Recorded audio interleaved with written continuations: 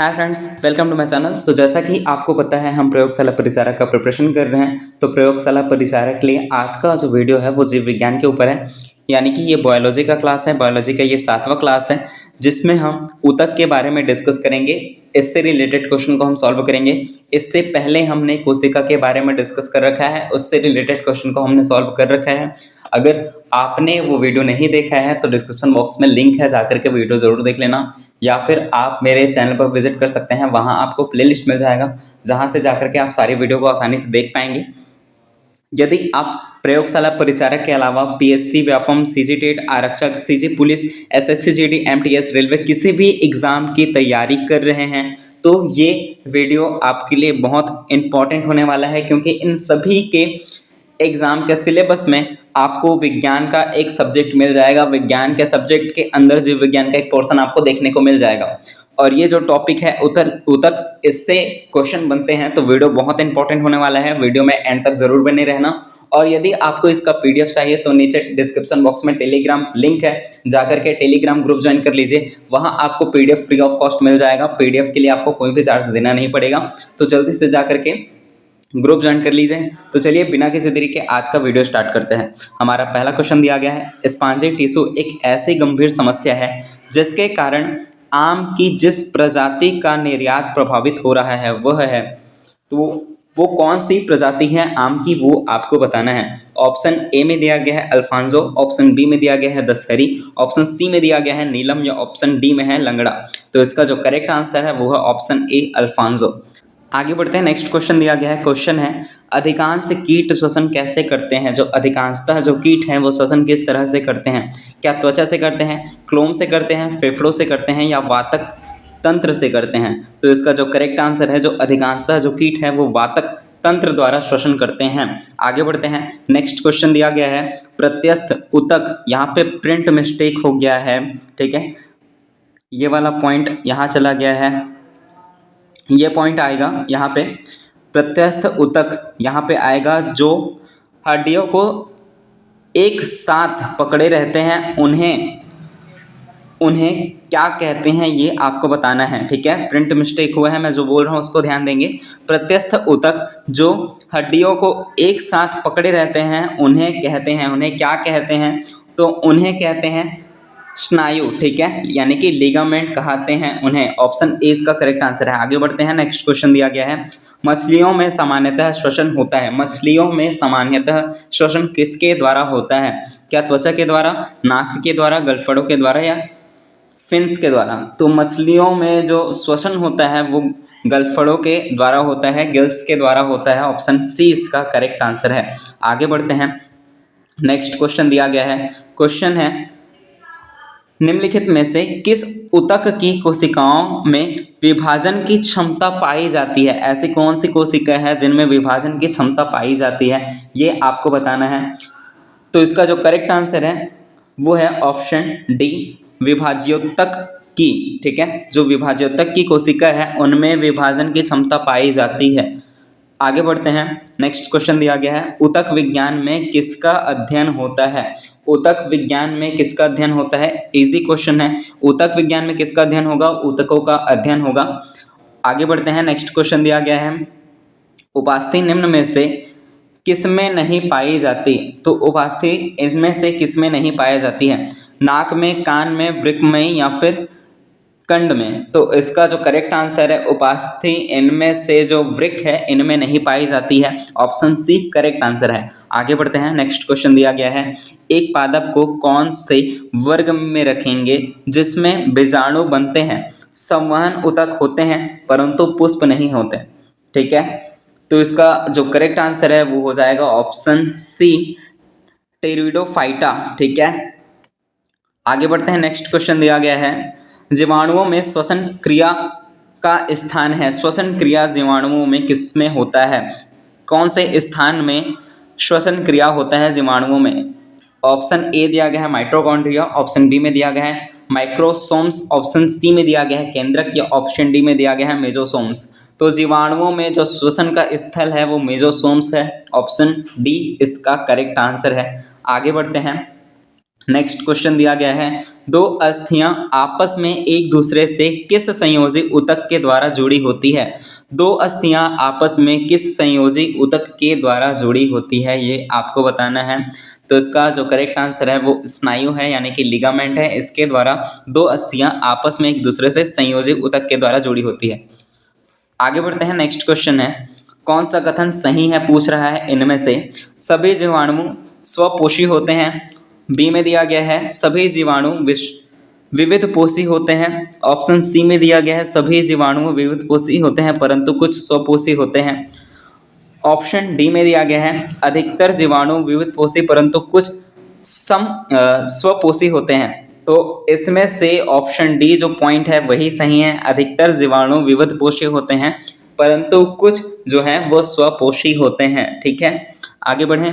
Next question दिया गया है, समान उत्पत्ति और समान कार्यों को करने वाली कोशिकाओं का समूह क्या कहलाता है? समान उत्पत्ति और समान कार्य को करने वाली कोशिकाओं का समूह क्या कहलाता है? तो वो कहलाता है ऊतक। ऑप्शन बी इसका करेक्ट आंसर है। आगे बढ़ते हैं। नेक्स्ट क्वेश्चन दिया गया है, कान के पिन्ना में किस प्रकार की उपास्थि पाई जाती है?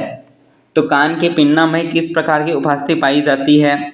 तो इसका जो करेक्ट आंसर है वो लिबली तन्युतमय उपस्थिति पाई जाती है। ठीक है, ऑप्शन सी करेक्ट आंसर है। कान के पिन्ना में लिबली तंतुमय उपास्थि पाया जाता है। ठीक है, आगे बढ़े। नेक्स्ट क्वेश्चन दिया गया है, क्वेश्चन है निम्नलिखित में से सबसे कठोर ऊतक कौन सा होता है? इनमें से सबसे कठोर ऊतक कौन सा है?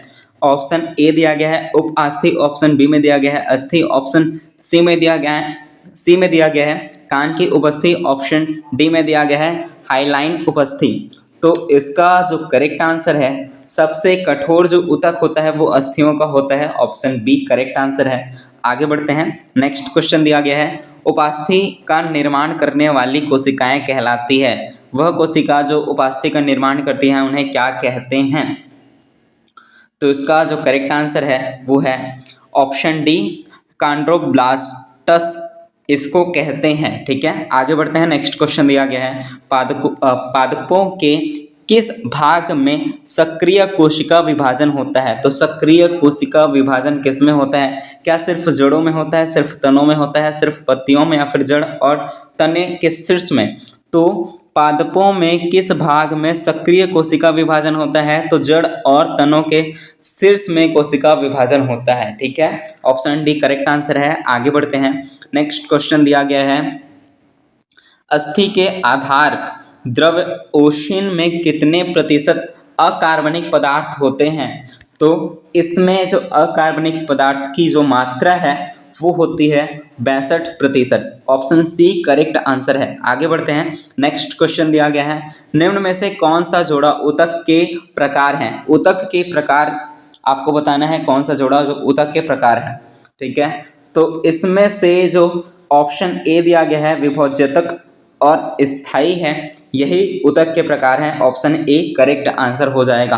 आगे बढ़ते हैं। नेक्स्ट क्वेश्चन दिया गया है, क्वेश्चन है अंतराली संयोजी ऊतक में पाए जाने वाली कोशिका कौन सी होती है? ठीक है, कौन सी है वो आपको बताना है। तो ऑप्शन ए में दिया गया है मैक्रोफेज, ऑप्शन बी में दिया गया है लिम्फोसाइट्स, ऑप्शन सी में दिया गया है फाइब्रोब्लास्टस, या ऑप्शन डी उपरोक्त सभी। अंतराली संयोजी ऊतक में पाए जाने वाली कोशिका आपको बताना है। तो इसका जो करेक्ट आंसर है वो ऑप्शन ए, ऑप्शन बी और ऑप्शन सी तीनों इसमें पाए जाते हैं। ठीक है, इसलिए करेक्ट आंसर हो जाएगा ऑप्शन डी उपरोक्त सभी। आगे बढ़ते हैं। नेक्स्ट क्वेश्चन दिया गया है, निम्न में से कौन सी पेशी जीवन भर लयबद्ध होकर प्रसार एवं संकुचन करती रहती है? जीवन भर क्या करती है? प्रसार एवं संकुचन करती रहती है। तो इसमें से जो करेक्ट आंसर है वो है ऑप्शन डी कार्डियक अथवा हृदय पेशी। ठीक है, कार्डियक अथवा हृदय पेशी जीवन भर लयबद्ध होकर प्रसार एवं संकुचन करती रहती है। ऑप्शन डी करेक्ट आंसर है। आगे बढ़ते हैं। नेक्स्ट क्वेश्चन दिया गया है, निम्नलिखित में से किसकी कोशिकाएं मृत होती हैं? इनमें से किसकी कोशिकाएं मृत होती हैं, ये आपको बताना है। तो जो दृढ़ोतक ऊतक है इनकी जो कोशिकाएं हैं वो मृत होती है। ऑप्शन सी इसका करेक्ट आंसर है। आगे बढ़ते हैं, नेक्स्ट क्वेश्चन दिया गया है निम्नलिखित में से कौन जंतु ऊतक का प्रकार नहीं है? इनमें से कौन सा जंतु ऊतक का प्रकार नहीं है, ये आपको बताना है। क्या संयोजी ऊतक, पेशी ऊतक या दृढ़ोतक ऊतक या फिर तंत्रिका ऊतक? ठीक है, तो इनमें से क्या इसका प्रकार नहीं है? जंतु ऊतक का प्रकार पूछ रहा है, तो जंतु ऊतक का जो प्रकार इनमें से जो नहीं है वो केवल ऑप्शन सी दृढ़ोतक जो ऊतक है वो जंतु ऊतक का प्रकार नहीं होता है। ठीक है, आगे बढ़ते हैं, नेक्स्ट क्वेश्चन दिया गया है उपकला ऊतक का मुख्य कार्य क्या है? उपकला ऊतक जो होता है उसका मुख्य कार्य क्या होता है? क्या उत्सर्जन होता है, रक्षा होता है, संवहन होता है या फिर जनन होता है? तो उपकला ऊतक का जो मुख्य कार्य है वो रक्षा करना होता है। ऑप्शन बी इसका करेक्ट आंसर है। आगे बढ़ते हैं, नेक्स्ट क्वेश्चन दिया गया है निम्नलिखित में से स्थायी ऊतक कौन सा है? इनमें से स्थायी ऊतक कौन सा है ये आपको बताना है। क्या सरल ऊतक स्थायी होता है या फिर जटिल ऊतक या फिर विशिष्ट ऊतक या फिर उपरोक्त सभी? तो इनमें कहीं को कंफ्यूजन होगा, जो जटिल ऊतक होगा वो स्थायी होगा ऐसे सोचेंगे, लेकिन इसका जो करेक्ट आंसर है वो ऑप्शन डी है। जो ये सभी ऊतक है ए बी सी यानी कि सरल ऊतक, जटिल ऊतक, विशिष्ट ऊतक, ये सभी स्थायी ऊतक हैं। ठीक है, ऑप्शन डी इसका करेक्ट आंसर है। आगे बढ़ते हैं, नेक्स्ट क्वेश्चन दिया गया है नारियल के बाहरी रेशेदार छिलकों में क्या पाया जाता है? जो नारियल के बाहरी रेशेदार छिलके होते हैं उनमें क्या पाया जाता है? तो उनमें पाया जाता है दृढ़ोतक। यहाँ पे प्रिंट मिस्टेक है, यहाँ पे दृढ़ोतक है। ठीक है, दृढ़ोतक। तो जो नारियल के बाहरी रेशेदार छिलके होते हैं उनमें दृढ़ोतक ही पाया जाता है। ऑप्शन ए इसका करेक्ट आंसर हो जाएगा। आगे बढ़ते हैं, नेक्स्ट क्वेश्चन दिया गया है जीवित एवं यांत्रिक ऊतक है, इनमें से कौन सा जीवित एवं यांत्रिक ऊतक है? क्या मृदु ऊतक या फिर दृढ़ोतक ऊतक या फिर स्थूल कोण ऊतक या फिर हरित ऊतक? तो इनमें से जो जीवित और यांत्रिक ऊतक होता है वो स्थूल कोण ऊतक होता है। ऑप्शन सी इसका करेक्ट आंसर हो जाएगा। आगे बढ़ते हैं, नेक्स्ट क्वेश्चन दिया गया है, क्वेश्चन है लसिका, यहाँ पे लसिका है। ठीक है, लसिका एवं रुधिर किस ऊतक के उदाहरण हैं? लसिका और रुधिर किस ऊतक के उदाहरण हैं? तो हम जानते हैं जो लसिका और रुधिर जो है वो संवहनीय ऊतक के उदाहरण हैं। ऑप्शन डी इसका करेक्ट आंसर हो जाएगा। ठीक है, आगे बढ़ते हैं, नेक्स्ट क्वेश्चन दिया गया है, क्वेश्चन है रुधिर के जमने में सहायक है। रुधिर के जमने में कौन सा सहायक होता है? क्या लाल रुधिर कणिकाएं या फिर जिसे बोलते हैं RBC, ठीक है, या श्वेत रुधिर कणिकाएं जिसे WBC कहते हैं, या फिर रुधिर प्लेटलेट्स जिसे प्लेटलेट्स को प्लेटलेट्स ही बोलते हैं। ठीक है, या इनमें से कोई नहीं? तो रुधिर के जमने में जो सहायक होता है वो प्लेटलेट्स होता है, रुधिर प्लेटलेट्स। ठीक है, ऑप्शन सी करेक्ट आंसर है। आगे बढ़ते हैं, नेक्स्ट क्वेश्चन दिया गया है रेखित पेशी को क्या कहा जाता है? रेखित पेशी को क्या कहा जाता है? क्या कार्डियक पेशी कहते हैं, चिकनी पेशी कहते हैं, या कंकाल पेशी या अनैच्छिक पेशी? तो जो रेखित पेशी है उसे कंकाल पेशी कहते हैं। ऑप्शन सी करेक्ट आंसर है। आगे बढ़ते हैं, नेक्स्ट क्वेश्चन दिया गया है, क्वेश्चन है निम्नलिखित में से कौन सा टहनी के पूर्व के दोनों ओर उपस्थित होता है? टहनी के पूर्व के दोनों ओर उपस्थित होता है, कौन सा उपस्थित होता है? क्या पार्श्व विभोजयतक उपस्थित होता है, या फिर शीर्षस्थ, या फिर अंतर्वेशी, या फिर नरल स्थायी ऊतक? तो इनमें से जो है ऑप्शन सी करेक्ट आंसर हो जाएगा। अंतर्वेशी विभाज्योतक जो ऊतक है वो टहनी के पूर्व दोनों ओर उपस्थित होता है। समझ में आया? आगे बढ़ते हैं, नेक्स्ट क्वेश्चन दिया गया है, क्वेश्चन है कौन सा ऊतक पौधों में नई कोशिकाएं बनाता है? पौधों में नई कोशिकाएं कौन सी कोशिका बनाती है? कौन सा ऊतक है जो पौधों में नई कोशिकाएं बनाता है? तो इसका जो करेक्ट आंसर है वो है ऑप्शन ए विभज्योतक जो ऊतक है वो पौधों में नई कोशिकाएं बनाती है। ठीक है, ऑप्शन ए करेक्ट आंसर है। आगे बढ़ते हैं, नेक्स्ट क्वेश्चन दिया गया है, तंत्रिका कोशिकाओं से निकलने वाले प्रबोधक के आधार पर इन्हें कितने प्रकार में विभक्त किया जा सकता है। तो इन्हें कितने प्रकार में विभक्त किया जा सकता है, तो केवल और केवल 3 प्रकार में विभक्त किया जा सकता है। ठीक है, ऑप्शन बी करेक्ट आंसर है। आगे बढ़ते हैं, नेक्स्ट क्वेश्चन दिया गया है, हरित ऊतक में क्या उपस्थित होता है। हरित ऊतक में क्या उपस्थित होता है पूछ रहा है। हरित ऊतक में क्या हरित लवक अनुपस्थित होते हैं, या फिर जैंथोफिल होते हैं, या फिर हरित लवक उपस्थित होते हैं, या फिर टैनिन होते हैं। तो हरित ऊतक नाम से ये स्पष्ट हो रहा है, हरित ऊतक में क्या उपस्थित होगा। हरित ऊतक में हरित लवक जो है वो उपस्थित होता है। ठीक है, ऑप्शन सी करेक्ट आंसर है। आगे बढ़ते हैं, नेक्स्ट क्वेश्चन दिया गया है, पादपों में जल का संवहन किसके द्वारा होता है। जल का संवहन किसके द्वारा होता है। जाइलम के द्वारा होता है, या फिर पोषवाह द्वारा होता है, या भरण ऊतक द्वारा होता है, या फिर ऑप्शन डी करेक्ट होगा क्या, ए एवं बी दोनों सही है क्या। तो इसमें से जो पादपों में जल का जो संवहन होता है वो होता है जाइलम के द्वारा। ऑप्शन ए इसका करेक्ट आंसर है। आगे बढ़ते हैं, नेक्स्ट क्वेश्चन दिया गया है, वाहनिकाएं या ट्रैकिड किस ऊतक का भाग है। क्या वो रंध्र का भाग है, जाइलम का, या पोषवाह का, या फिर पैरेन्काइमा का। तो इसका जो करेक्ट आंसर है, जो वाहनियां या फिर ट्रैकिड्स जो ऊतक हैं वो जाइलम का भाग है। ऑप्शन बी इसका करेक्ट आंसर है। आगे बढ़ते हैं, नेक्स्ट क्वेश्चन दिया गया है, खाद्य पदार्थों को स्थानांतरित करने का कार्य, ठीक है, किस ऊतक द्वारा किया जाता है। ठीक है, स्थानांतरित लिखा है यहाँ पे, प्रिंट मिस्टेक हुआ होगा। खाद्य पदार्थों को स्थानांतरित करने का कार्य किस ऊतक द्वारा किया जाता है। क्या पोषवाह ऊतक द्वारा, हरित ऊतक द्वारा, या मृदु ऊतक द्वारा, या फिर दारू द्वारा।